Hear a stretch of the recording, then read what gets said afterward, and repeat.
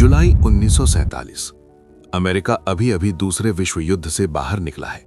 दुनिया दो ताकतों में बंट चुकी है और उसी समय पूरे अमेरिका में एक अजीब सी हलचल मच जाती है। लोग दावा करने लगते हैं कि उन्होंने आसमान में उड़ती हुई तश्तरियां देखी हैं, तेज रफ्तार से उड़ती चमकती हुई अजीब वस्तुएं जो किसी इंसानी मशीन जैसी नहीं लगती। अखबारों, रेडियो और चर्चाओं में एक ही शब्द छा जाता है, यूएफओ। इस पूरे घटनाक्रम की शुरुआत 24 जून 1947 को होती है, जब केनेथ आर्नोल्ड नाम का एक प्राइवेट पायलट सियाटल के पास उड़ान भर रहा था। तभी उसने आसमान में 9 चमकती हुई वस्तुएं देखीं, जो उसकी नजर में लगभग 2000 किलोमीटर प्रति घंटे की रफ्तार से उड़ रही थी। उसने बताया कि वे ऐसे उड़ रही थीं जैसे पानी पर उछलती हुई तश्तरियां। यहीं से फ्लाइंग सॉसर शब्द पहली बार मशहूर हुआ। इसके बाद तो जैसे बाढ़ आ गई। अगले 2 हफ्तों में पूरे अमेरिका से यूएफओ साइटिंग्स की रिपोर्ट आने लगी। जब इन साइटिंग्स को एक नक्शे पर देखा गया तो एक हैरान करने वाला पैटर्न सामने आया। ज्यादातर यूएफओ साइटिंग्स अमेरिका के परमाणु परीक्षण स्थलों के आसपास ही हो रही थीं। इससे लोगों के मन में डर पैदा हुआ। सवाल उठने लगे कि क्या कोई बाहरी सभ्यता हमारी न्यूक्लियर ताकत पर नजर रख रही है। इसी माहौल के बीच न्यू मैक्सिको के एक किसान मैक ब्रेजल की कहानी सामने आती है। मैक ब्रेजल को अपने खेत में कुछ अजीब मलबा मिला, पतली लकड़ी की छड़ें, रबर के टुकड़े और चमकदार फॉइल जैसी धातु। वो समझ नहीं पाया कि ये किस चीज के हिस्से हैं। यूएफओ क्रेज की खबरें सुनकर उसे लगा कि शायद इसका कोई संबंध हो सकता है। 7 जुलाई 1947 को वो ये मलबा रॉसवेल के शेरिफ के पास ले गया। यहीं से कहानी ने ऐसा मोड़ लिया जिसने दशकों तक लोगों की कल्पना को जकड़ कर रखा। रॉसवेल एयर आर्मी फील्ड के commanding officer colonel William Blanchard ने एक आधिकारिक बयान जारी किया, जिसमें कहा गया कि रॉसवेल एयर आर्मी फील्ड ने एक उड़ती हुई डिस्क पर कब्जा कर लिया है। पूरे अमेरिका में सनसनी फैल गई। ऐसा लगने लगा कि अमेरिकी सेना ने पहली बार यूएफओ के अस्तित्व को स्वीकार कर लिया है। लेकिन ये खुशी और डर ज्यादा देर तक नहीं टिके।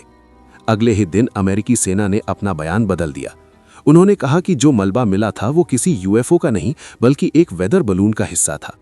सबूत के तौर पर मेजर मार्शल की तस्वीरें जारी की गईं, जिनमें वो गुब्बारे के टुकड़ों के साथ खड़े दिखाई दिए। मीडिया ने इस कहानी को यहीं खत्म मान लिया। लोगों की दिलचस्पी भी धीरे धीरे कम हो गई, लेकिन रहस्य पूरी तरह मरा नहीं, वो बस समय के साथ दब गया। सालों बाद 1970 के दशक में रॉसवेल से जुड़ी अफवाहें फिर जिंदा हो गईं। कहा जाने लगा कि न्यू मैक्सिको के रेगिस्तान में एक एलियन यान गिरा था और उसमें मौजूद एलियन मारे गए थे। 1980 में मेजर मार्शल ने द रॉसवेल इंसिडेंट नाम की किताब लिखी और दावा किया कि उसने जो मलबा देखा था वो इस धरती का नहीं था। इसके बाद रॉसवेल सिर्फ एक घटना नहीं रहा बल्कि एक रहस्य बन गया। धीरे धीरे लोग ये मानने लगे कि अमेरिकी सेना ने एलियंस को पकड़ लिया है और उनकी तकनीक पर गुप्त रिसर्च कर रही है। सवाल सिर्फ इतना था कि ये सब हो कहाँ रहा है। इसी सवाल का जवाब बनकर सामने आया एरिया 51। एरिया 51 नेवादा के मोहावे डेजर्ट में स्थित एक अत्यंत गोपनीय सैन्य अड्डा है। ये इतना सुरक्षित इलाका है कि आम लोगों का वहां जाना सख्त मना है। चारों तरफ चेतावनी बोर्ड लगे हैं, जिन पर लिखा है कि तस्वीरें लेना मना है और जरूरत पड़ने पर जानलेवा बल का इस्तेमाल किया जा सकता है। इतनी सुरक्षा देखकर लोगों को यकीन हो गया कि यहाँ कुछ बेहद बड़ा और खतरनाक छिपा हुआ है। 1989 में बॉब लजार नाम का एक व्यक्ति सामने आया और उसने दावा किया कि उसने एरिया 51 के S4 सेक्शन में काम किया है। उसका कहना था कि वहाँ एलियन स्पेसक्राफ्ट रखे गए हैं और सरकार उनकी तकनीक को समझकर इंसानी तकनीक को बेहतर बनाने की कोशिश कर रही है। 2019 में जो रोगन के पॉडकास्ट पर उसके दावे वायरल हो गए और एक बार फिर एरिया 51 चर्चा के केंद्र में आ गया। इसी से प्रेरित होकर एक कॉलेज स्टाफ मैटी रॉबिन्स ने मजाक में एक फेसबुक इवेंट बनाया, storm area 51, they can't stop all of us.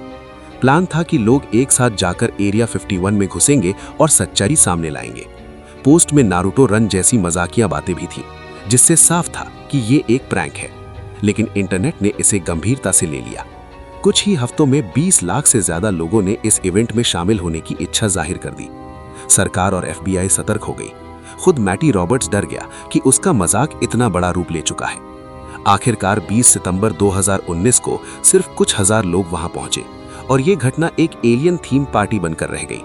किसी ने एरिया 51 में घुसने की कोशिश नहीं की। अब सवाल उठता है कि असल सच्चाई क्या है।